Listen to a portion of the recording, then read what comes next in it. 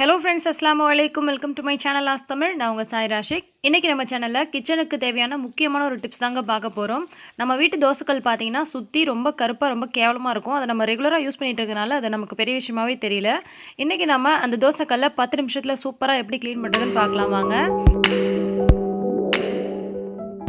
இப்போ இந்த மாதிரி வந்து ஸ்டவ் ஆன் பண்ணிவிட்டு நம்ம தோசை தவாவை வந்து அடுப்பில் வச்சுக்கலாம். இது வந்து இண்டோலியன் தோசை தவாங்க. இதில் கொஞ்சமாக வந்து தண்ணி ஊற்றிக்கிறேன். தண்ணி அல்லது வினிகர் ரெண்டுத்தில் ஏதாவது ஒன்று ஊற்றிக்கோங்க. இது வந்து லெமன் சால்ட்டுங்க, அதாவது எலுமிச்சை உப்புன்னு சொல்லி நிறைய டிபார்ட்மெண்டல் ஸ்டோர்லாம் விற்பாங்க. இது இல்லாதவங்க சாதாரண உப்பு, சால்ட்டு அல்லது கல்லுப்பு ஏதாவது போட்டுக்கோங்க.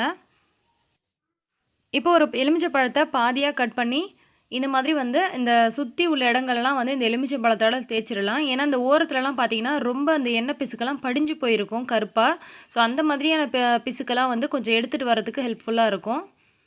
இந்த மாதிரி தேய்ச்சிட்டு அதுக்கப்புறம் நம்ம ஸ்க்ரப் போட்டு தேய்க்கும் போது கொஞ்சம் ஈஸியாக வரும். பாருங்கள், அந்த எண்ணெய் பிசுலாம் வந்து இந்த மாதிரி எடுத்துகிட்டு வர ஆரம்பிக்கும். இப்போ வந்து நம்ம அனல் வந்து நல்லா ஹைலியே வச்சுக்கோங்க. இந்த மாதிரி ஒரு ஸ்டீல் ஸ்க்ரப்பை போட்டுட்டு நல்லா வந்து தேய்க்கணுங்க. கையால் உங்களால் தொட முடியாது. ஸோ இந்த மாதிரி ஒரு கரண்டி வச்சுக்கோங்க. இப்போல்லாம் வந்து பிடி வச்ச மாதிரியே வருது. அந்த மாதிரி இருந்துச்சுன்னா யூஸ் பண்ணிக்கோங்க. அப்படி இல்லைனா இதுக்காகலாம் ஒன்றும் வாங்கணுன்ற அவசியம் கிடையாது. இந்த மாதிரி கரண்டியோ அல்லது வேறு ஏதாச்சும் ஒரு ஆப்ஜெக்ட் வச்சு நீங்கள் இந்த மாதிரி நல்லா வந்து தேய்ச்சி விடுங்க. கத்தி வைக்காதீங்க, ஏன்னா நடுவில் வந்து கீரல் விழ ஆரம்பிக்கும் தோசை தவாவில். இந்த மாதிரி சைடில் இருக்கக்கூடிய அந்த எண்ணெய் பிசுக்கெல்லாம் வந்து நல்லா வந்து சுரண்டி விடுங்க.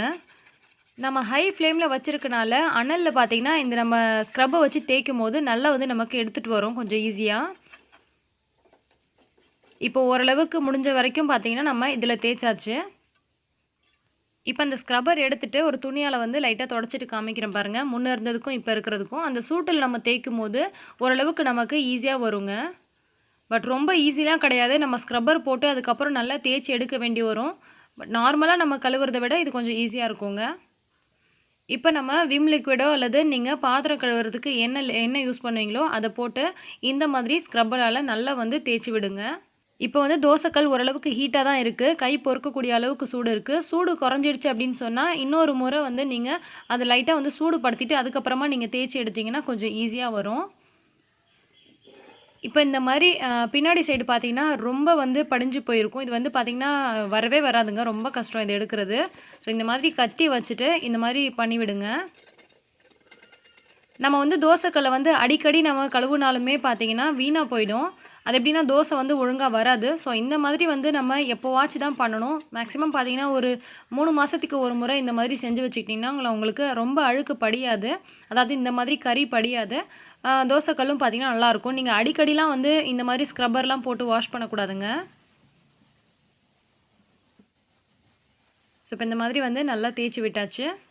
இது வந்து விளம்பரங்களெல்லாம் காமிக்கிற மாதிரி அப்படியே தொட்ட உடனே உங்களுக்கு பீல் ஆகிட்டு வர மாதிரிலாம் உண்மையிலே கிடையாதுங்க. நீங்கள் வந்து கொஞ்சம் எனர்ஜி போட்டு தான் தேய்க்கணும். அப்போ தான் நமக்கு நல்லா வந்து சூப்பராக பளிச்சுன்னு ஆகும்.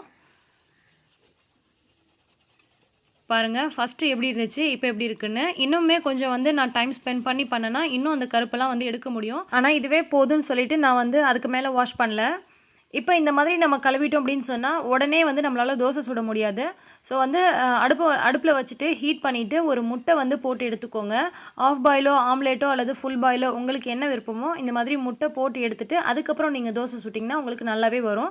அப்படியே உங்களுக்கு வரலை அப்படின்னு சொன்னால் நீங்கள் ஓவர் நைட் வந்து ஆயில் அப்ளை பண்ணி அப்படியே விட்டுருங்க. மறுநாள் காலையில் சுடும்போது உங்களுக்கு டெஃபினட்டாக சூப்பராக வரும். வெங்காயம் அப்ளை பண்ணி அதுக்கப்புறமா நீங்கள் தோசை சுட ஆரம்பிங்க. பாருங்கள், நல்லா சூப்பராக வந்து முட்டை எங்கேயுமே ஒட்டாமல் நல்லா வந்துடுச்சு.